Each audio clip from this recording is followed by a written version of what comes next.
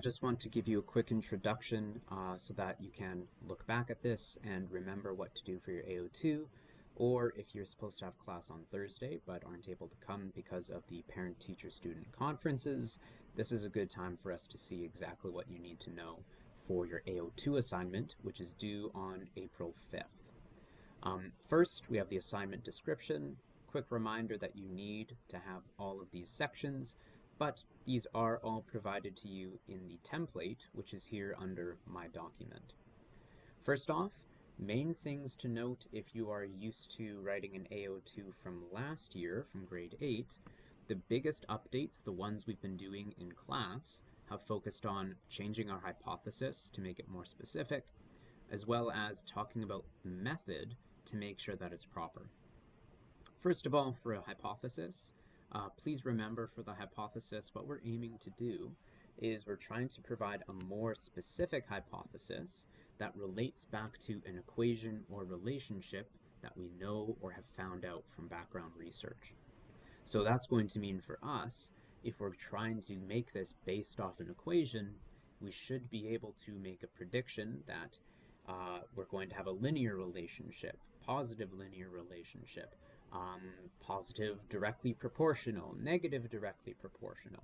We should be able to comment that or comment on that when we are doing our hypothesis now.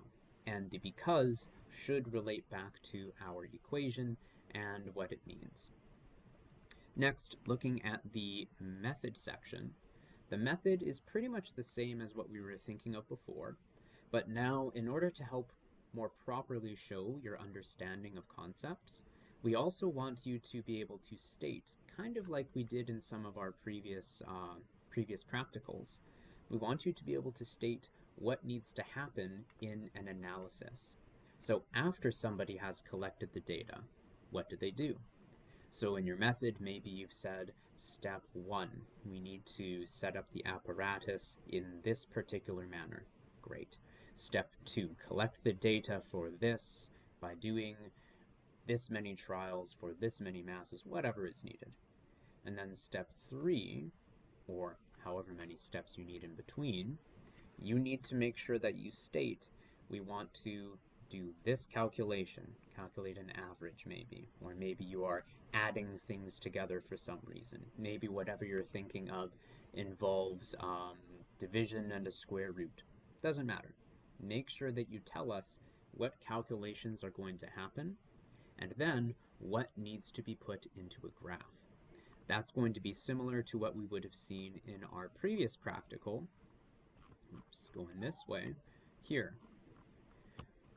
So think back to previous practicals where we explicitly said we're going to do this as our graph. We want to record these values, we want to do these calculations, and this is how they should happen. That's going to be really useful in your method. Try to think of it as what instructions would you give a person. But keep in mind that these are not the exact wording that you will need to give, because these practicals that we do in class are meant to guide students to getting to a particular goal. In a regular scientific investigation, it's not going to have some of the additional instructions. For example, we're not going to include this little bit of background if this is a full-on investigation. Here, this is telling us what we would normally do, and this is telling us how we're going to make a change. This initial part isn't really needed. Instead, you could just start from use Excel to create a graph of extension on the Y and force on the X. That's fine. So keep in mind, this is not just a direct copy-paste into your own words. You have to think about how you want to word it and what's actually needed for yours. All right. Moving on. The rest of this should be fairly straightforward compared to what you've already been doing. Let's take a look at the actual goal for this. If we click, we can download and we can open up the file. Thankfully, I already have a copy open. So if we take a look, we want to design a valid scientific investigation to explore one factor that affects the elastic constant of helical springs. We did a little bit of brainstorming in some of the other classes, and we're trying to think what factors in a spring could affect the spring constant. Some of the things that your classmates ended up coming up with included the material of the spring. They also included the diameter of the coil. It included facts about the wire. So what's the diameter of the wire that's making up that coil? So the wire in that spring. That could have been the cross-sectional shape of that wire. That could be the number of coils.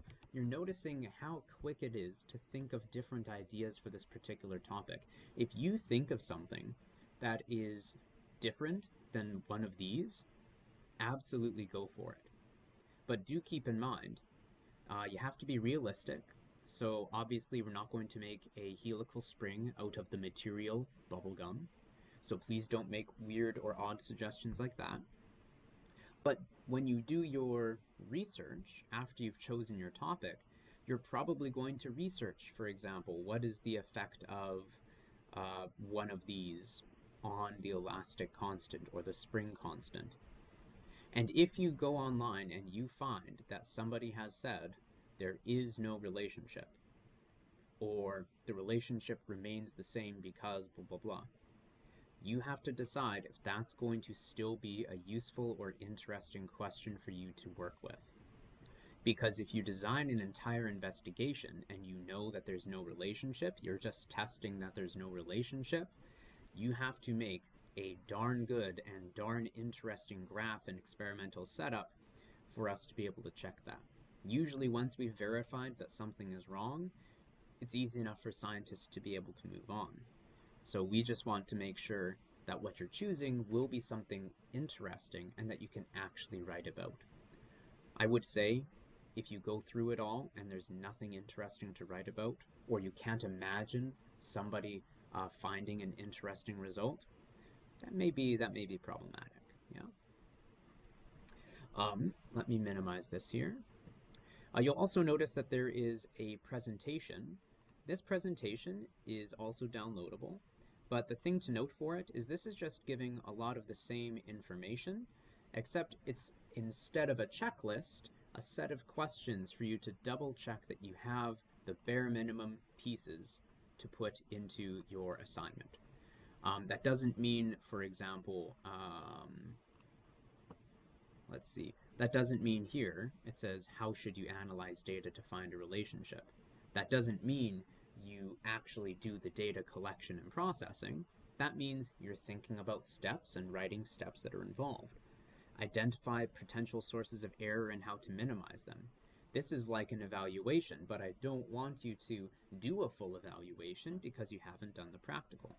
Maybe try writing your method and doing a good diagram, and if you realize that there's a potential issue, you're evaluating before you even do the project, which is good. You can edit instead of having to write an evaluation to say you've made a mistake. Lastly, there's a couple things for us to keep in mind. There is a Turnitin, as well as the document provided to you. If you click on My Document, then that's going to take you to this page, and instead of what you see here, you should see on the top a spot that says My Document, and you can click that and it'll open up this template. I just really quickly want to tell you, this template is exactly that. It's just a template. I've separated it so that you get a full page for each section, but you can absolutely compress everything so that you have multiple sections on one page. That way you're not wasting a ton of space. It's mostly there just to more easily make those sections differentiated for you, so more easily work on it. All right. Lastly, for the Turnitin, I'll have to double check, and maybe you can double check with me. You should be able to check the similarity report for yourself before you hand in your project.